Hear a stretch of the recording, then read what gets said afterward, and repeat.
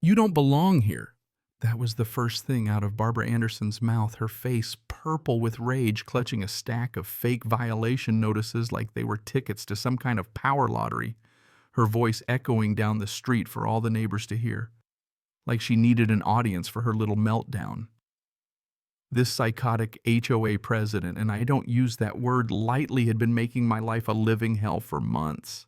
She'd hunt me down, threaten me, slap my picture all over the neighborhood Facebook groups, brand me as the destroyer of property values.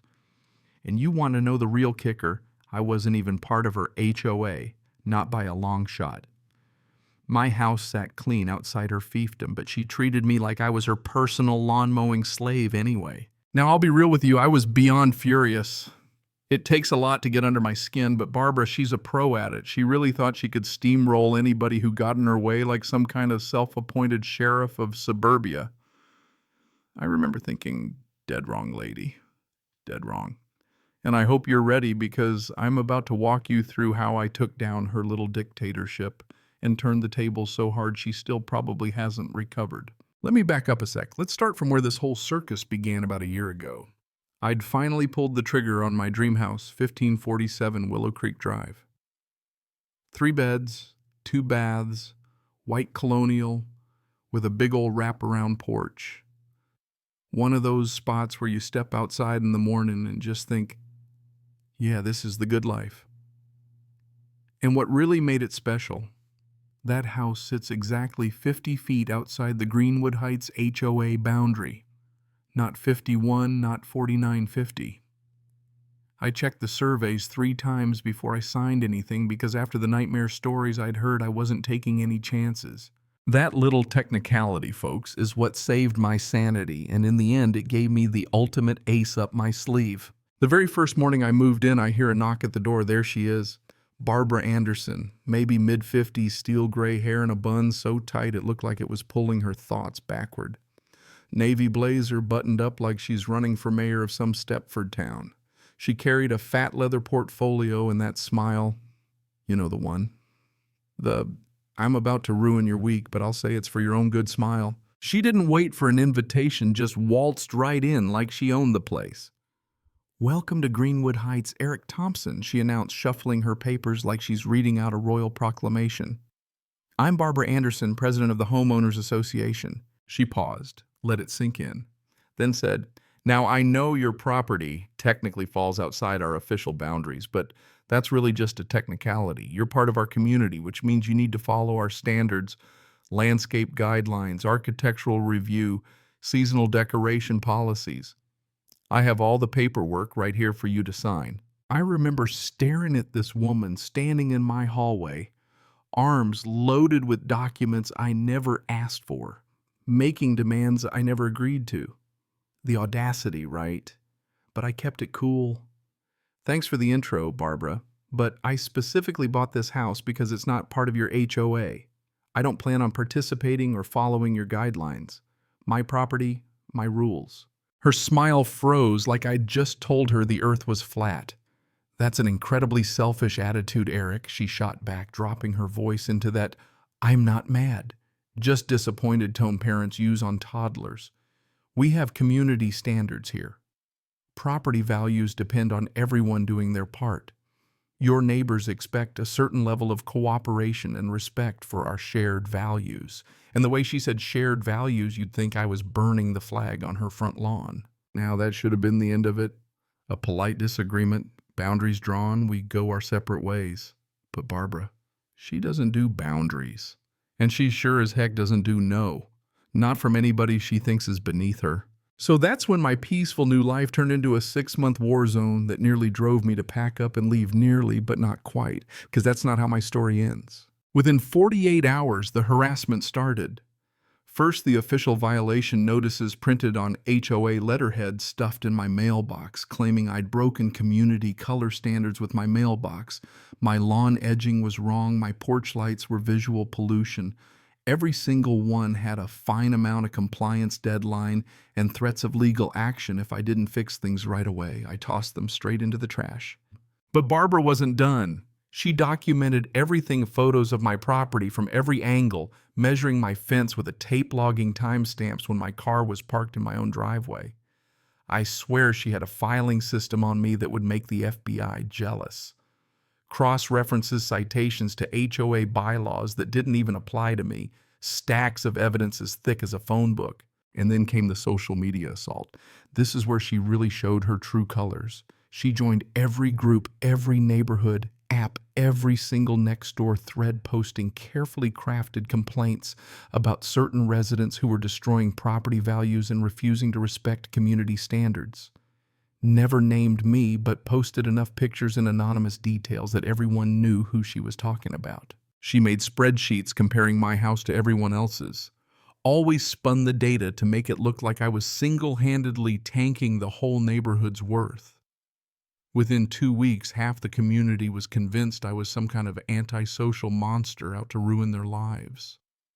People I'd never even met would glare at me across the street to avoid me start rumors about everything from how I mowed my lawn to what time I took out my trash. Then came the Tuesday morning in November, the breaking point. I step outside to grab my newspaper, and there's Barbara standing on the sidewalk, phone aimed right at me, recording, not even pretending to hide it. As soon as I caught her eye, she just kept filming like she'd finally trapped me. I walked to the property line, careful to stay on my side of the markers I'd paid to have resurveyed. "Is there a reason you're filming me on my own property, Barbara?" I asked, keeping my tone even though I could feel my blood pressure spiking. She raised her phone higher, hoping to catch me losing my cool. "I'm documenting the ongoing deterioration of our community standards," she declared loud enough for half the neighborhood to hear. "Your selfish refusal to participate in our neighborhood association is encouraging other residents to ignore their civic responsibilities. Property values are declining because of your behavior, and I'm gathering evidence for the county." She actually pointed at my lawn, which, no exaggeration, was mowed and edged better than anybody else's. That night, I sat at my kitchen table with a legal pad and I started a list. If Barbara wanted a documentation war, I'd give her one, only mine would be better. I pulled up county property records and started researching everything about our neighborhood, lot lines, zoning, historical deeds, you name it. And then I hit the jackpot, the lake behind my house, Clearwater Lake. Always assumed it was HOA property, used for fishing, swimming, barbecues.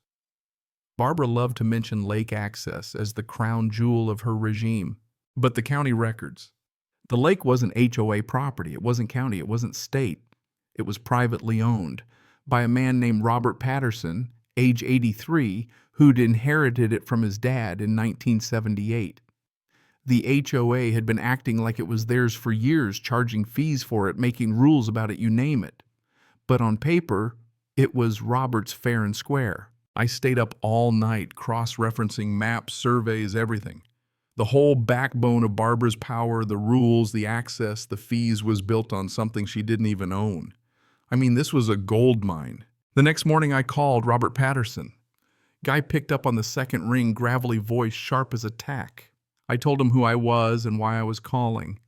He went quiet for a second, then chuckled. "Well, I'll be damned. You're the first person to ask me about that lake in 30 years. I moved to the senior community when my arthritis got bad, but been thinking about selling the whole property. Let me tell you, my mind was racing. If Barbara was running her whole operation on something she didn't own and the real owner wanted to sell, well, you can see where I'm going." I asked if he'd be open to selling. He paused, then said, "Son, I think that's exactly what this lake needs. Someone who knows the difference between taking care of something and controlling it. Let's meet Saturday, and you can see for yourself." Saturday was a perfect morning. I met Robert at the lakeside, short guy, weathered hands, sharp blue eyes, moved a little slow, but you could tell he was tough. 15 acres of crystal water, big oaks and maples, a real slice of paradise. He laid out his papers, deed, survey maps, tax records, all clear as day. His dad paid $800 for it in 1952. No liens, no easements, every inch his. I asked what he was thinking for a price. $180,000 feels fair, he said. And just as I was about to answer, bam, here comes Barbara, storming down the hill with 2 board members like backup dancers at a funeral. I started recording because you never know. She was all bluster, demanding to know why he was selling our community lake to this troublemaker. waved her briefcase like she thought she was going to court. Robert just stared her down and said, "This is my property, Barbara. I'll discuss it with whoever I please." When she started ranting about 20 years of community amenities, Robert cut her off. "Show me the contract, Barbara. Show me where it says you own this lake." Her face was priceless. A vein at her temple looked like it was about to burst. She started babbling about lawsuits, calling the county environmental violations. I cut in, holding up my phone, Barbara threatening to harass someone for using their legal property could be criminal intimidation. "Robert, let's continue this somewhere private. I can have my lawyer here in an hour." Barbara's board members backed away. I turned to Robert and said, $195,000 cash. 30-day closing, no contingencies. Worth every penny for the revenge alone. Robert just smiled. "You know what you're getting into, right? This woman thinks she owns the whole neighborhood." I grinned. "I'm counting on it." Barbara, for the first time, was speechless. She just stood there, clutching her useless folder. I said, "See you Monday, Barbara. I'll be the one posting new lake access policies." And I left her there with the ducks, finally understanding her kingdom was about to crumble.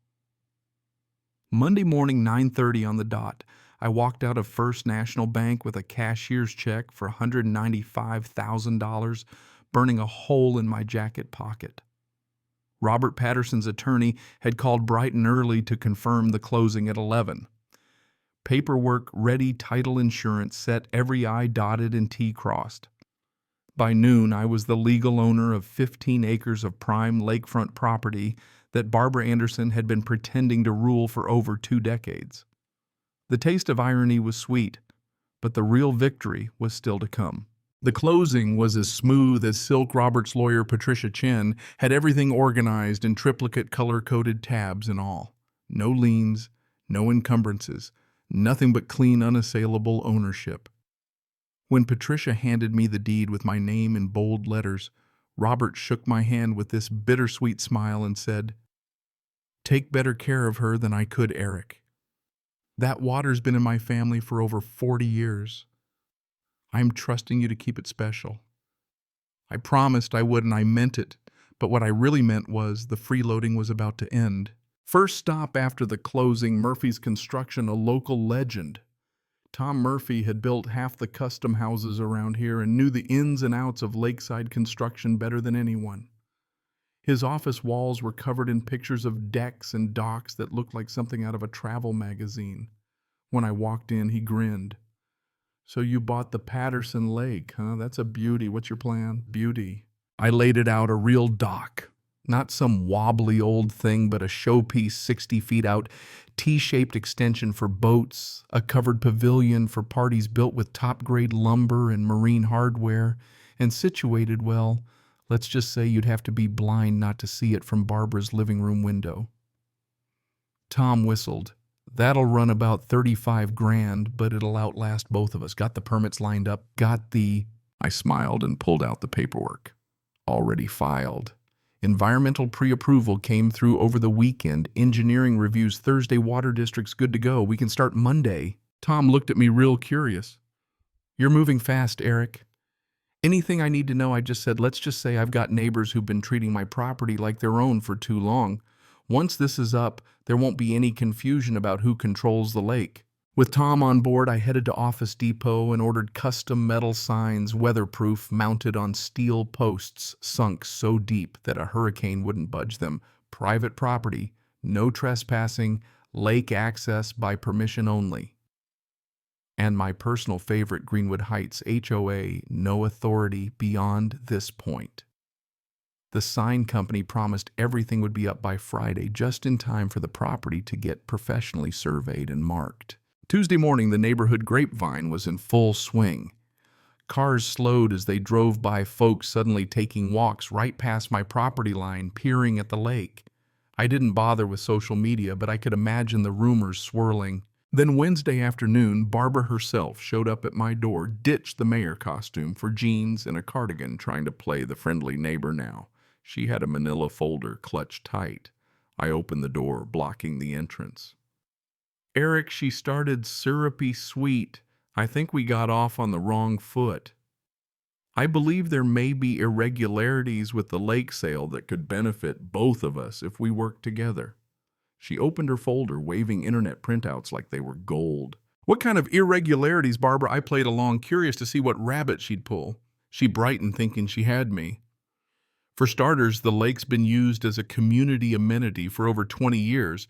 There may be implied easement rights for neighborhood residents. And environmental regulations, well, any major modification will need community input. I've called several county offices about potential violations. I couldn't help but smile. Barbara implied easements only exist with the owner's consent. Robert Patterson made it clear access was a courtesy, not a right. And as for permits, I've got everyone you could ask for. Want to see copies? Her face flushed. She started flipping through more pages. Well, the HOA would be willing to purchase access rights for a reasonable annual fee. We could formalize things, keep the peace, you avoid construction headaches. We keep the community happy. That's an interesting offer, but I already have plans. Construction starts Monday. New policies will be posted this weekend. I appreciate the offer, Barbara, but I'll manage my own property from here on out. Her smile cracked. This isn't over, Eric. You may own that lake on paper, but you still have to live in this neighborhood. You're making powerful enemies by refusing reasonable requests. I just looked at her, calm as could be. Actually, Barbara, I think this is exactly over. Enjoy explaining to your HOA members why their lake access is ending. And I shut the door, feeling the tides turning. Monday, 7 a.m. sharp. Tom Murphy's crew arrived. 3 trucks, loads of lumber, hardware, concrete footings. Enough equipment for a marina. They posted the permits in plain view. This wasn't a backyard DIY job. This was the real deal. Tom introduced me to Jake Sullivan, his foreman, a guy who looked like he'd built docks with his bare hands since birth. Jake measured, marked, and within half an hour had a plan laid out. We'll drive pilings 8 feet into the lake bed frame the main pier tomorrow. By Friday, you'll have a dock strong enough to host a wedding. Barbara made her entrance at 8:15 Navy blazer armor, back on clipboard, thick with papers, storm into the property line. I hit record on my phone. Stop construction immediately, she screamed. This violates county ordinances, environmental regs. I've filed complaints everywhere. Jake calmly walked over, pulled down the permit board, held up the environmental approval certificate. Ma'am, all permits are current and properly issued. If you have concerns, you're welcome to call the county. Barbara's face turned beet red, but she wasn't done. She started recording us, announcing loudly, I'm documenting violations, noise, environmental damage, public safety hazards. She paced along the property line, shouting accusations. The crew, total pros. They ignored her. Wore ear protection, followed every safety protocol. By mid-morning, the first pilings were sunk, the dock skeleton reaching out over the water, and Barbara was dialing every agency in the book. At 11:15, the county building inspector arrived, a patient guy named Robert Chen. He reviewed the permits, compared plans, walked the site. His verdict, everything's in order, keep up the good work. Barbara trailed him, screeching about corruption and cover-ups. When he drove away, she stood in my driveway yelling until Jake politely asked her to move for safety reasons. By 4:30, the dock's framework was done. Barbara returned after lunch with 3 board members lined up like protesters. This project is destroying property values and violating community standards. We demand suspension until there's input. I strolled over. Good afternoon, I'm Eric Thompson, the legal owner. All work is permitted. If you have concerns, talk to the county. One woman, clearly uncomfortable, asked if there was room for compromise. I shook my head. Private property, proper permits. Barbara's been harassing me for months based on imaginary authority. Now she's trying to interfere with legal construction. Barbara's face darkened. Don't listen to him. He's destroying our neighborhood, stealing our rights. We have to stop this before it's too late.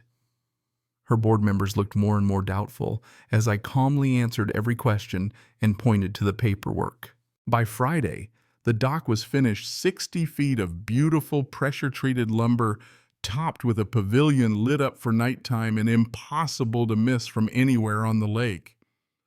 I called the sign company, ordered the custom boundaries, 12 signs private property, no trespassing, HOA, no authority, and one right across from Barbara's window, Barbara Anderson prohibited from this property. The sign installer asked if I could really do that. I said, if someone's documented as a harasser and trespasser, you bet I can. Saturday morning, I sipped coffee on my new dock as the neighborhood watched and Barbara paced her yard powerless for the first time. The war was turning, and I had the upper hand. The following week, those new signs went up, 12 of them shiny and bold every 50 feet around the shoreline, and one in particular facing straight at Barbara's living room. Barbara Anderson, specifically prohibited from this property. I'll never forget the look on her face when she spotted it for the first time, like someone had slapped her with a cold fish. That sign company had done a heck of a job, galvanized steel posts 3 feet into the ground, weatherproof for decades, reflective, so you could see the words even on the darkest night. I wasn't taking any chances either. I spent my weekend researching home security systems and trespass laws, set up motion sensors, cameras covering every inch of my shoreline, notifications straight to my phone. It wasn't paranoia. It was experience. I'd seen what Barbara could do when she was cornered, and I wanted everything documented in high def if she lost her mind. Tuesday morning, I'm out on my new dock enjoying my coffee when I see her storming across the property line, crowbar in hand, like she's in some B-movie about vigilante justice. She marched right up to the sign with her name on it and went to town swinging that crowbar like she thought she was going to knock down the Berlin Wall. It didn't budge. She tried pulling at the post, hands shaking, sweating through her blouse. I started recording from the dock, nice and steady. "Barbara, you're trespassing. Please leave before I have to call the sheriff." She ignored me, kept yanking at the sign until the crowbar bent, and she was out of breath. Then she turned and screamed, "These signs are illegal harassment. You can't post personal attacks where people can see them. I'm calling the county." She stormed off, leaving her busted crowbar behind a perfect piece of evidence, which I made sure to photograph from every angle. Didn't take long for the county to respond. On Wednesday, Officer Emma Williams came out to check my signage. She spent 20 minutes with a tape measure and a checklist, read every word, even took photos. "Everything here is legal and appropriate," she said. "You have the right to restrict access and name individuals who've caused trouble. If you have any further issues, document everything and call us." She took copies of my documentation, Barbara's violation notices, photos, and videos, and left, shaking her head like she'd seen this show before. Barbara didn't back down. Thursday morning, I watched her through the window organizing a community awareness meeting in her backyard. About 15 neighbors, a big folding table covered in paperwork, and a lot of angry hand gestures. I sat on my dock and listened, sipping my coffee, letting her voice carry across the water as she ranted about legal conspiracies and psychological warfare. Most folks just looked uncomfortable, like they were starting to wonder if they'd picked the wrong team.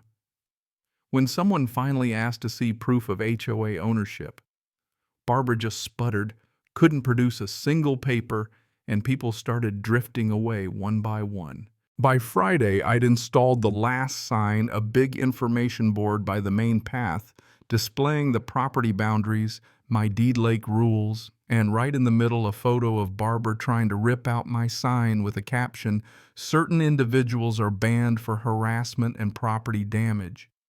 When she found it, she had a meltdown right there, screamed about defamation, pounded her fists on the plexiglass, called the police and the state attorney general, the whole 9 yards. I recorded everything calmly, reminding her she was trespassing and that any more damage would be prosecuted. You might think things would cool off, but you don't know Barbara. Saturday, she organized a community rights restoration rally in the park next to my property. 20 people, homemade signs about restoring access and unity over greed. She brought a megaphone and a folder of what I guessed was more internet printouts. She started shouting, "Eric Thompson is destroying this neighborhood. He stole our community lake." I just waved from my dock, turned a page in my book, and let her work herself into a frenzy. I knew she wanted a scene, wanted me to come yell so she could play the victim, but I wasn't biting. People started asking questions. If we had rights to the lake, why didn't the HOA buy it? Why aren't we in court? Barbara dodged and weaved, but her confidence was fading fast. After 20 minutes, half the crowd had drifted off. She was left with a handful of diehards shouting into the wind. I told her calmly, "There are no community rights to negotiate, Barbara. It's private property. You want access? Ask like everybody else or stay off." The real turning point came a few days later. I'd barely finished breakfast when my security app pinged motion by the fence. There she was at 6:37 a.m. in black clothes and a baseball cap, cutting through the chain link with wire cutters. I called the sheriff while recording her, and by the time Deputy Morrison rolled up, Barbara was already on my dock, hands on her hips like she was staking a claim. He approached, asked her to leave. She refused, shouted about police corruption and community rights. He read her the trespassing laws. She sat down in protest, refusing to move. So he handcuffed her, called in backup, and escorted her screaming and flailing all the way to the patrol car, while the neighbors watched in shock and embarrassment. Barbara's arrest was public, noisy, and humiliating. Neighbors recorded on their phones. Some apologized to me later, admitting they had no idea how far gone she really was. The sheriff took my footage, logged the damaged fence, and said charges were a slam dunk: trespassing, property destruction, resisting arrest. The days that followed were peaceful for the first time in months. I drank my coffee on the dock, watched herons hunt the shallows, waved to neighbors who now looked me in the eye. The fence was an easy fix. Barbara's reputation, not so much. 3 weeks after the arrest, the new HOA president, Jennifer Mitchell, called me. Different tone altogether. Calm, professional, apologetic. We met at the local coffee shop, and she laid out a pile of paperwork, financial shenanigans, harassment complaints, secret legal fees, you name it. Barbara submitted her resignation right after her arrest, Jennifer said, but honestly, we were about to vote her out anyway. Your situation was just the most public example. Turns out Barbara had been terrorizing more than just me. Her power trip had stretched to dozens of families. The HOA was a mess. People demanding refunds for services that never existed, rules invented on the fly. Jennifer showed me how they were reforming everything: recorded meetings, financial oversight, open policies, and a formal apology for the months of harassment.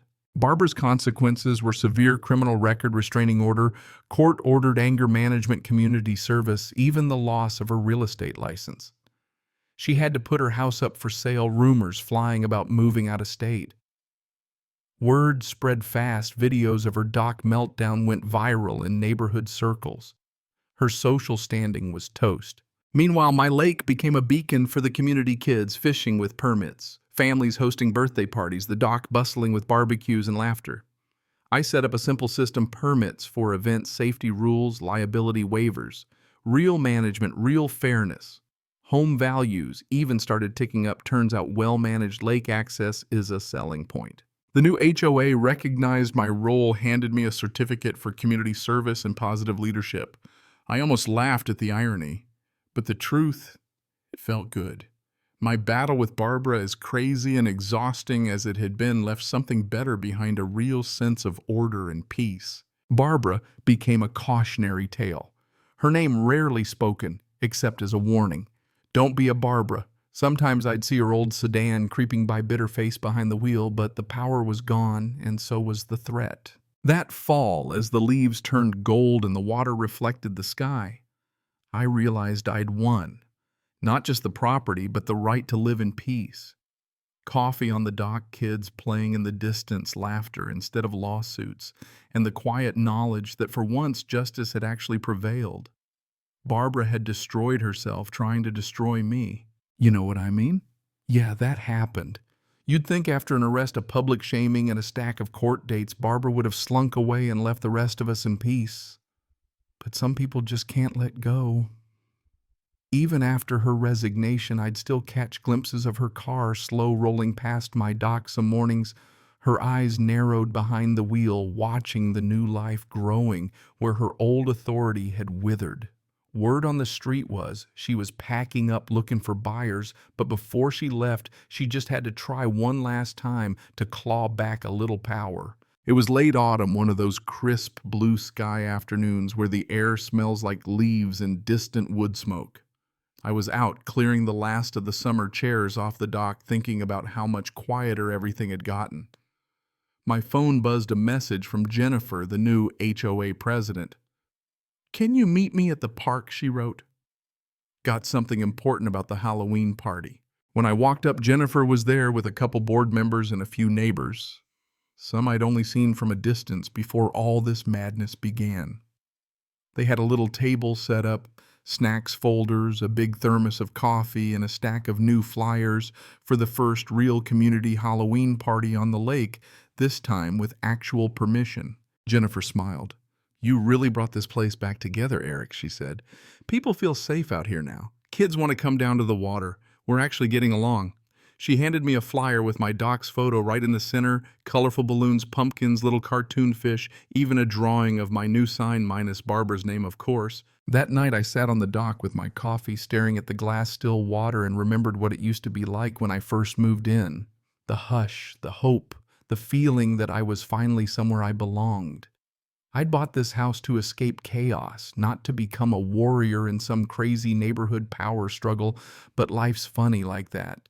You don't always get the battle you want, but you do get the battle you're willing to finish. And finish it I did. By Halloween, the dock was strung with lights. The pumpkins lined the railings, and kids in superhero capes were fishing for prizes with their parents, actual laughter echoing across the water, not the shriek of one angry woman trying to run the show. Some of the folks who'd glared at me that first summer now came up, shook my hand, even apologized. "Didn't see the real picture," one of them said, voice quiet. Guess we all learned something. That party, man. It was something. Little ones bobbing for apples, parents trading stories, teenagers setting up the world's smallest haunted house at the end of the dock. Jennifer came by with her husband, thanked me again for turning things around. There was a moment late that night when I looked around at all the glowing faces the lanterns reflected in the water and felt this wash of relief.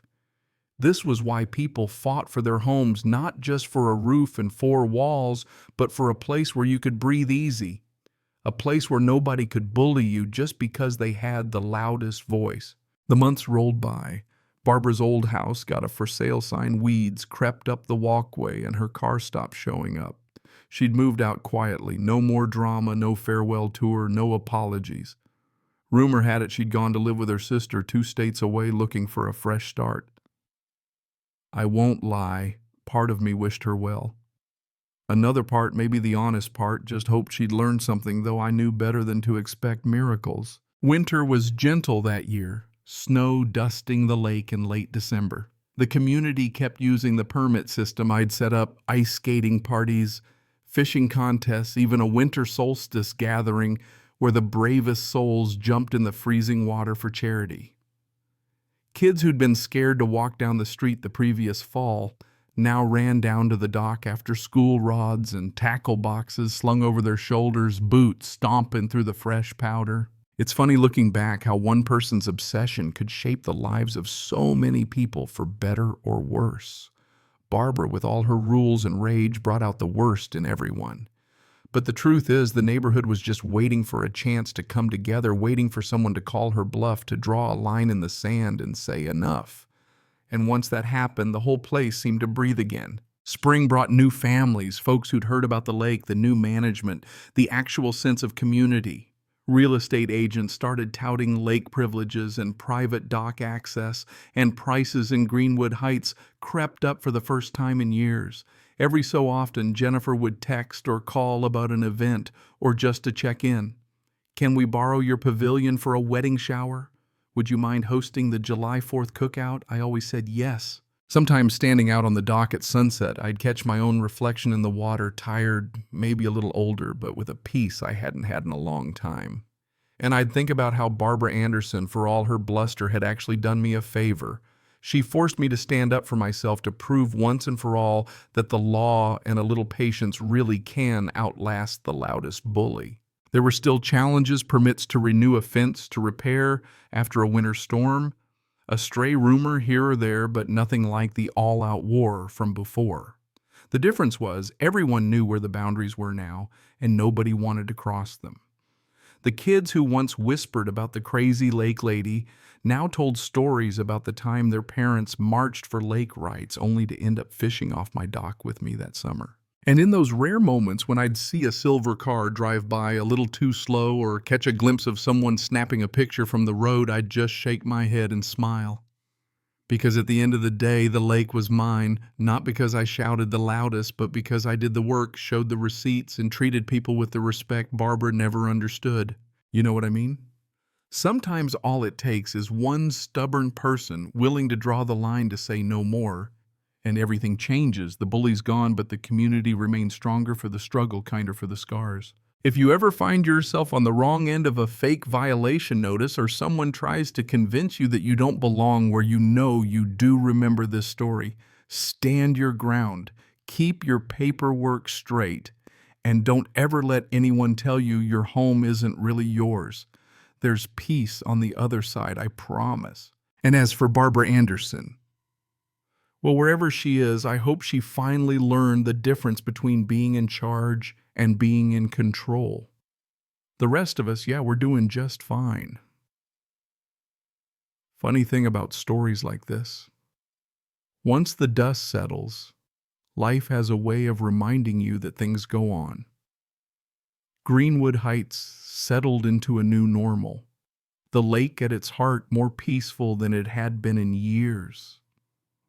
Neighbors who used to glare now waved from their porches, stopped me in the grocery store to chat, even brought over pie or homemade bread just to say thanks. Kids from blocks away came down after school to fish or paddle around in kayaks, laughing as they tried to catch frogs on the lily pads. Sometimes I just sit on the dock in the golden light, listening to all that ordinary happiness, thinking how close I'd come to packing up and leaving it all behind. The HOA under Jennifer's leadership actually became something useful. Meetings were public finances, transparent, and every decision had to pass a real vote. You'd be amazed how much more cooperative people get when there's nothing left to hide. They even set up a little community watch group, not for spying or snitching, but for looking out for each other, helping the elderly with yard work, picking up mail, shoveling snow. It was like a switch had flipped. It was almost as if losing Barbara was the best thing that ever happened to the place. Every so often I'd get a knock on my door, someone new in the neighborhood looking for advice about the HOA, or just curious about the infamous lake war. Some folks wanted to hear the whole saga. Others just wanted reassurance that nobody was going to bang on their door demanding they repaint their mailbox or take down their Christmas lights in July. I always told them the same thing. Just read the bylaws, stand up for yourself, and don't let anyone tell you your backyard isn't yours.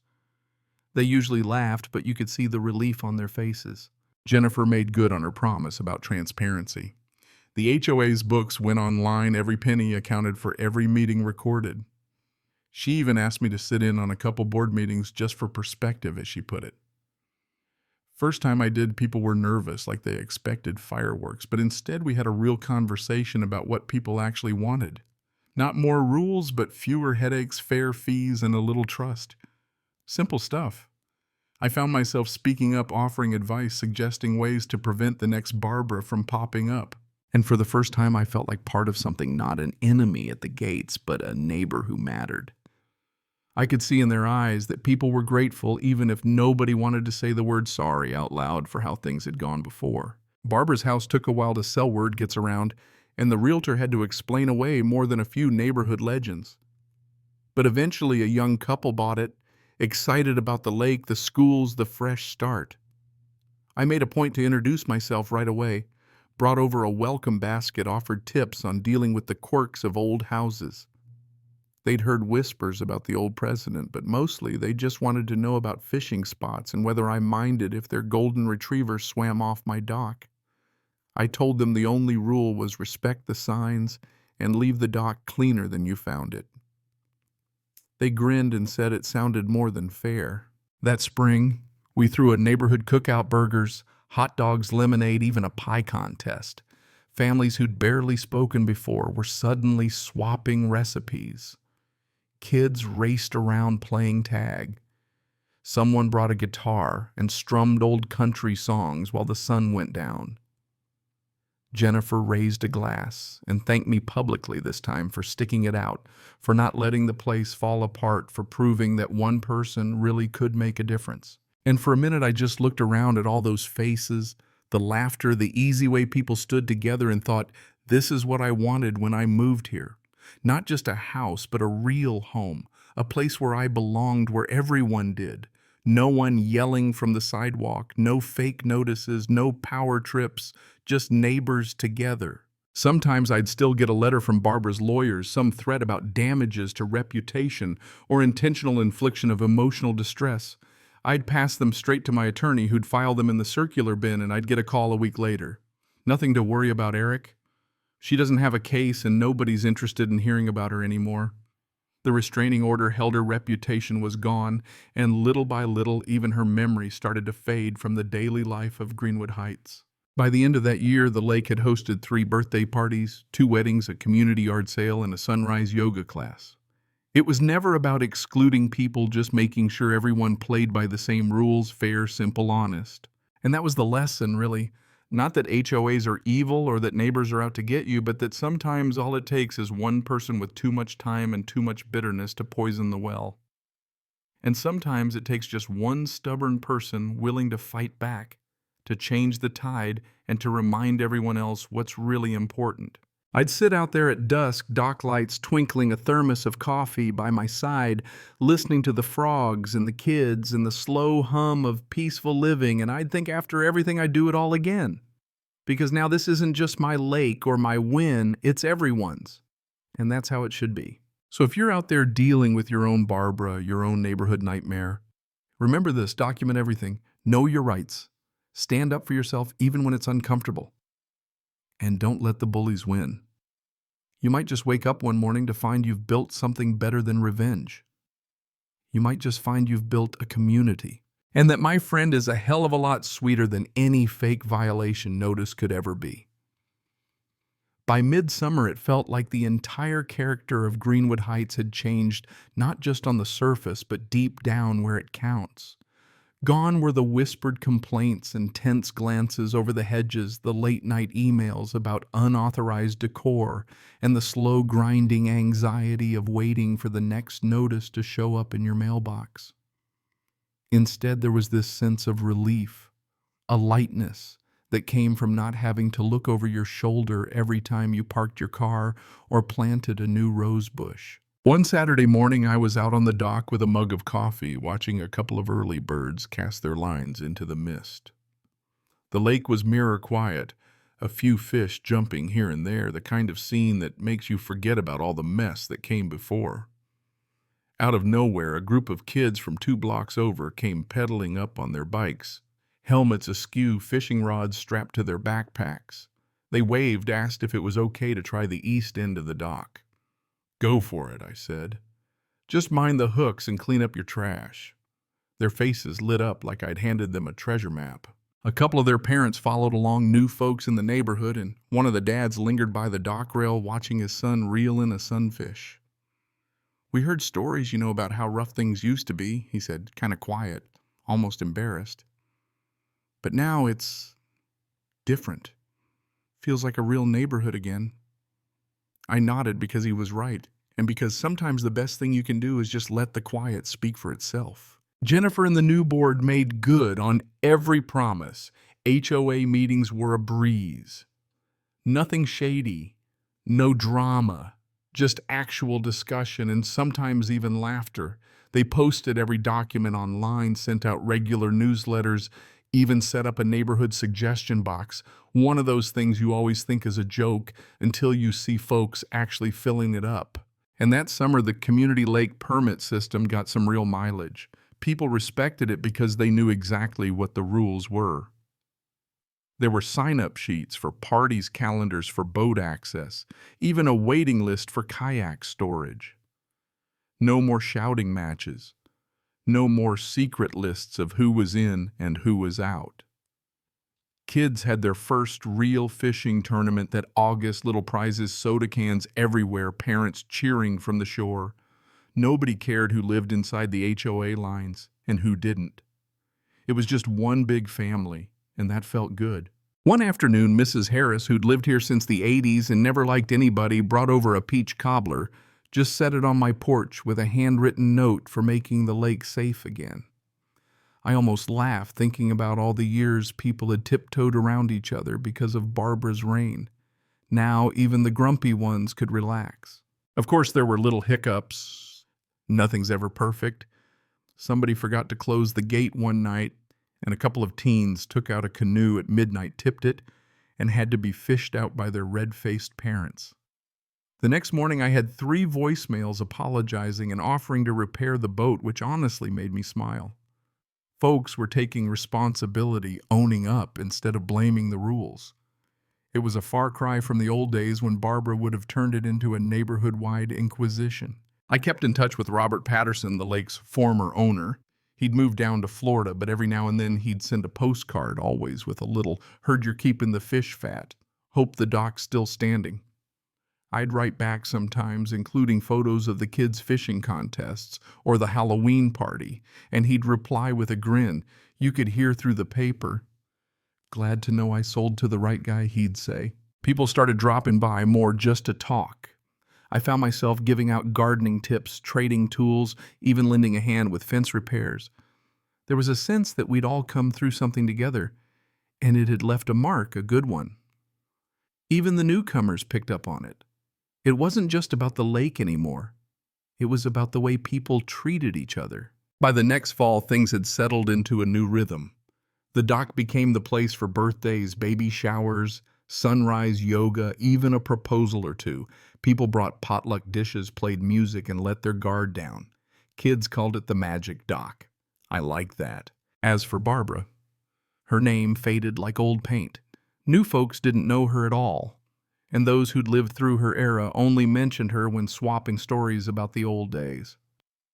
Every so often, some drama would flare up: a lost dog, a loud party, a fence put up an inch over the line, but it always resolved with a conversation, not a war. The community had learned, I think, that the biggest threat wasn't who had the most power.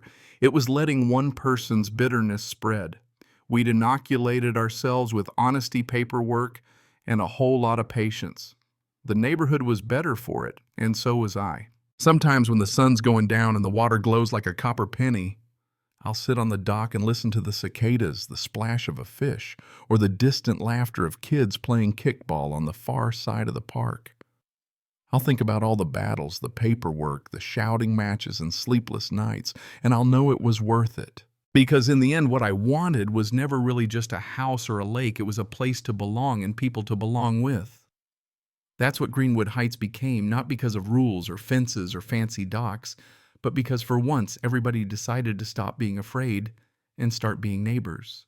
So if you ever find yourself face to face with your own Barbara Anderson, remember, the law is on your side, patience pays off, and communities, real communities, are built one small act at a time. Stand your ground, be fair, and sooner or later you'll find your way to peace.